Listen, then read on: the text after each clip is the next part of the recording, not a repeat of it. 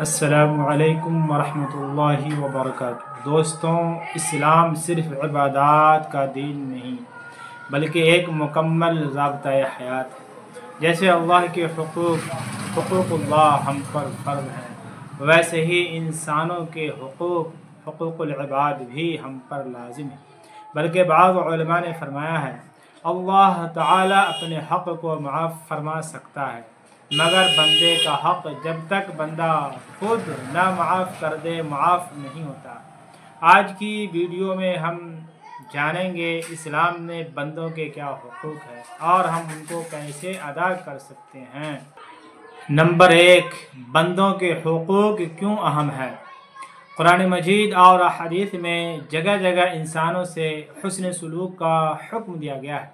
نبی صلی اللہ علیہ وسلم نے فرمایا مسلمان وہ ہے جس کی زبان اور ہاتھ سے دوسرا مسلمان محفوظ رہے، یعنی صرف عبادت نہیں بلکہ آپ کا اخلاق، زبان، برتاؤ، یہ سب ایمان کا حصہ ہے۔ نمبر 2، والدین، رشتہ داروں اور پڑوسیوں کے حقوق۔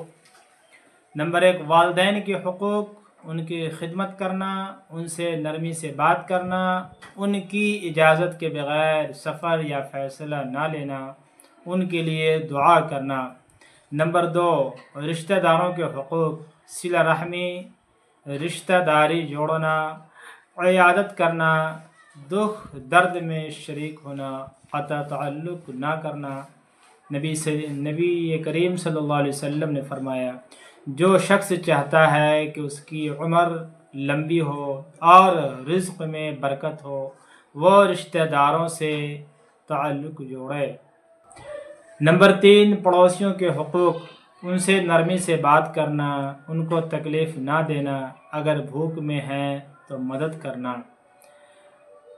حدیث ہے جبرائیل علیہ السلام مجھے مسلسل پڑوسی کے بارے میں نصیحت کرتے رہے، یہاں تک کہ میں نے سمجھا کہ شاید پڑوسی کو وراثت میں بھی حصہ ملے گا۔ ترمذی شریف کی روایت۔ یتیموں، مسکینوں اور کمزوروں کے حقوق، اسلام میں ہر کمزور کا حق محفوظ کیا گیا ہے۔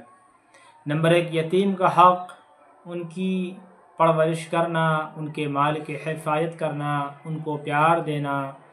نبی کریم صلی اللہ علیہ وسلم نے فرمایا میں اور یتیم کی کفالت کرنے والا جنت میں ایسے ہوں گے جیسے 2 انگلیاں۔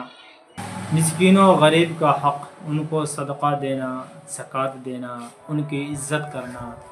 خادم اور ماتحت افراد، ان سے نرمی سے پیش آنا، غلب نہ کرنا اور وقت پر اجرت دینا۔ نبی صلی اللہ علیہ وسلم نے فرمایا مزدوروں کو اس کی مزدوری پسینہ خشک ہونے سے پہلے دو۔ زبان، مال اور عزت کا تحفظ، نبی کریم صلی اللہ علیہ وسلم نے فرمایا ہر مسلمان پر دوسرے مسلمان کا خون، مال اور عزت حرام ہے، یعنی کسی پر جھوٹا الزام نہ لگائیں، غیبت، بہتان، چغلی سے بچیں، کسی کا مال ناحق نہ لیں، کسی کی عزت کو پامال نہ کریں، یہ سب حقوق العباد میں آتے ہیں۔ حقوق العباد کی معافی کیسے ہوگی؟ قیامت کے دن بندے کو اللہ کے سامنے پیش کیا جائے گا۔ اگر اس نے کسی کا حق مارا ہوگا تو اس کی نیکیاں لے کر اس مظلوم کو دی جائیں گی، اگر نیکیاں ختم ہو گئیں تو مظلوم کے گناہ اس پر ڈال دیے جائیں گے۔ نبی کریم صلی اللہ علیہ وسلم نے فرمایا جانتے ہو مفلس کون ہے؟ وہ جو قیامت کے دن بہت سی نماز، روزے، زکوٰۃ لے کر آئے گا، لیکن کسی کو گالی دی، کسی کا مال کھایا تو اس کی نیکیاں لے کر ان کو دی جائیں گی۔ پیارے دوستوں، اسلام صرف عبادات کا نام نہیں بلکہ اچھے اخلاق، عدل، محبت اور انسانیت کا نام ہے۔ اگر ہم نے اللہ کے حقوق تو ادا کر دیے لیکن بندوں کے حقوق میں کوتاہی کی تو آخرت میں مشکل ہو سکتی ہے۔ آج ہی سے نیت کریں، کسی کو تکلیف نہ دیں، سب کے ساتھ عدل انصاف کریں، غریبوں، یتیموں، پڑوسیوں کا حق پہنچائیں۔ اللہ ہمیں حقوق العباد ادا کرنے والا سچا مسلمان بنائے، آمین یا رب العالمین۔ والسلام علیکم ورحمۃ اللہ وبرکاتہ۔